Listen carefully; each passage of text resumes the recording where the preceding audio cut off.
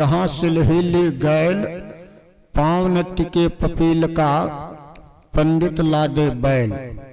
डुबकी मारी समुद्र में निकसा जाए आकाश, गगन मंडल में घर किया हीरा पाया दास।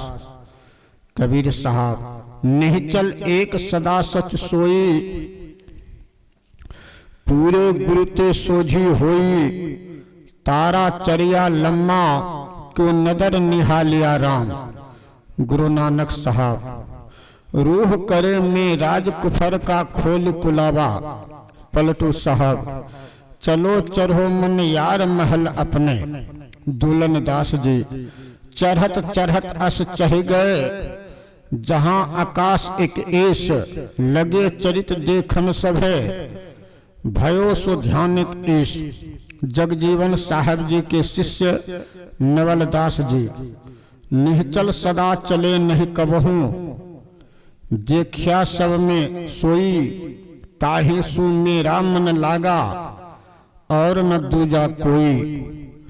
विशेष जानकारी के लिए सत्संग योग तथा अन्य संतवानियों को पढ़कर देखिए।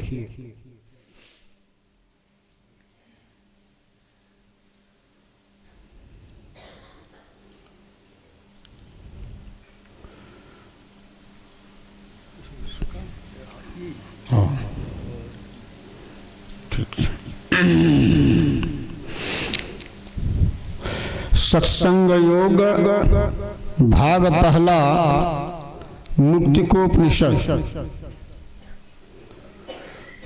उपविश्योपविश्य काम, चिंतके नाम मुहुर्मुह। न शक्यते मनोजेतुम, बिना युक्ते मनिंदिताम। पुनः पुनः एकांत में बैठने पर भी बिना सतयुक्ति के कोई भी मनोजय करने में समर्थ नहीं होता है। चित्तैकाग्र याद्यतो ज्ञानामुक्तं समोपजायते। तत् साधन मथो ध्यानम, यथा वदोपदिश्यते। ध्यान का कारण जिससे ज्ञान तथा मुक्ति उपजती है, मन की एक बिंदुता, चित्त की एकाग्रता है, अब तुमको जना दिया गया।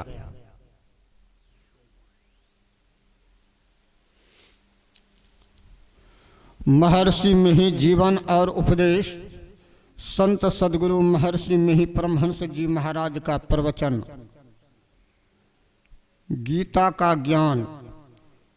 भगवान श्री कृष्ण के बताए गए ज्ञान के संबंध में कहा गया है कि सब उपनिषद गौ रूप है, अर्जुन बछड़ा है और भगवान श्री कृष्ण दोहने वाले हैं। उपनिषदों के ज्ञान का सार निकाल कर जो भगवान श्री कृष्ण ने दिया है, वही श्रीमद् भगवद गीता है। भगवान श्री कृष्ण ने गीता का ज्ञान विकट संकट के समय में अर्जुन को दिया था। वह समय कैसा था आप जानते हैं। महाभारत युद्ध के आरंभ का समय था। खास अपने चचेरे भाइयों में यह युद्ध हुआ था। अर्जुन ने कहा कि भगवान मेरे रथ को दोनों सेनाओं के बीच में ले चलिए, जिससे मैं देख सकूं कि मुझे किन किन वीरों से लड़ना है। भगवान ने वैसा ही किया। दोनों तरफ दृष्टिपात करने पर अर्जुन ने देखा कि दोनों ओर मेरे अपने ही लोग हैं, इन सब को अपने हिस्से के राज को प्राप्त करने के लिए मारो और मरवाओ, ऐसा क्रूर कर्म करना ठीक नहीं। उनका चित्त दयार्द होकर विह्वल हो गया और करुणा से भर गया। उन्होंने भगवान से कहा कि मैं युद्ध नहीं करूंगा। श्री कृष्ण ने फटकारा और कहा, तू अपने क्षत्रित्व को भूलकर ऐसा बोल रहा है। क्षत्रिय युद्ध के लिए ललकारे जाने पर मुंह नहीं मोड़ते। अध्यात्म ज्ञान यहीं से आरंभ होता है। सांख्य दर्शन के अनुकूल आत्मज्ञान का उपदेश दिया कि शरीर मरा हुआ है ही, आत्मा अवध्य है, तो किसके लिए शोक करता है। जैसे अपने एक ही शरीर में अनेक वस्त्रों को धारण किया है और अनेक वस्त्र धारण करेंगे, उसी प्रकार यह चेतन आत्मा अनेक शरीरों को धारण कर चुकी है और अनेक शरीरों को धारण करेगी। तुम्हारे और हमारे बहुत से जन्म हुए हैं। मैं जानता हूँ, तू नहीं जानता। भगवान महायोगेश्वर थे, अनेक जन्मों की बात वे क्यों नहीं जानेंगे। आप जानते हैं कि भगवान बुद्ध के दो शिष्य थे, सारिपुत्र और मौदगल्यायन। मौदगल्यायन सिद्ध पुरुष थे और सारिपुत्र भी सिद्ध थे। मौदगल्यायन समाधि में बैठे हुए थे। उनको दुष्टों ने सांप्रदायिकता के द्वेष के कारण इतना पीटा कि हड्डी चूर चूर कर दी। इसी में उनका शरीर छूट गया। शिष्यों ने भगवान से पूछा कि ऐसे सिद्ध महात्मा की यह दशा क्यों हुई।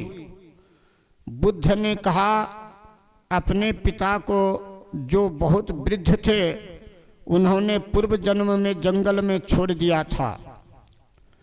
भगवान श्री कृष्ण ने कहा, मुझे अनेक जन्मों की बात याद है, तुझको नहीं। क्यों? इसलिए कि वे महायोगेश्वर हरि थे। बचपन में दूध पीते समय से ही वे अपनी महालीला दिखाने लगे थे। यह योग की महिमा है। भगवान ने सांख्य योग का ज्ञान दिया, आत्मा के अमरता का ज्ञान दिया। आत्म तत्व अमर है, यह ज्ञान प्रत्यक्ष कैसे हो। इसीलिए उन्होंने योग शास्त्र के अनुकूल वचन कहना आरंभ किया। मैं समझता हूँ कि दूसरा अध्याय ही समस्त गीता है। योग किसको कहते हैं? कर्म करने की कुशलता को योग कहते हैं। समत्व को योग कहते हैं। समत्व प्राप्त होता है समाधि साधन में। इन तीन बातों को आप मुख्य मानिए। आगे चलकर कर्म करने का कौशल क्या है, यह वर्णन किया गया है। कर्म इस तरह करो कि उसके फल में आसक्ति नहीं हो। कर्म फल छोड़कर कर्म करो। ईश्वर को सब कर्म अर्पित करो और विहित कर्म नहीं करो और आत्मरत होकर कर्म करो। ईश्वर अर्पण बुद्धि से काम करो। समत्व धारण करके कर्म करो। यह कर्म करने का कौशल है तथा तुझको कर्म का बंधन नहीं होगा। कर्मों में रजस, तामस और सात्विक कर्मों का भी बहुत वर्णन किया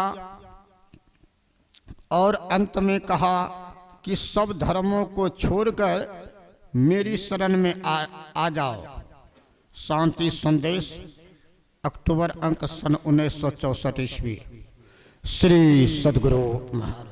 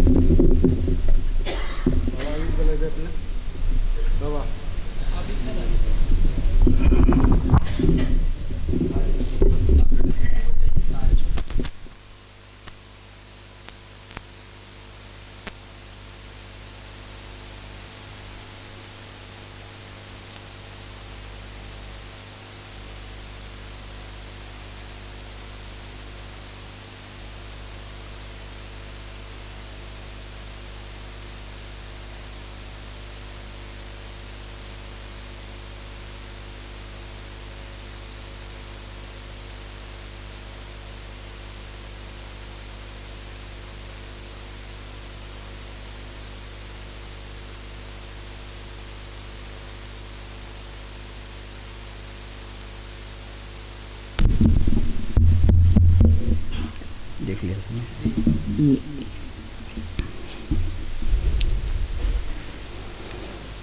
बोलिए प्रेम से श्री सद्गुरु महाराज की जय।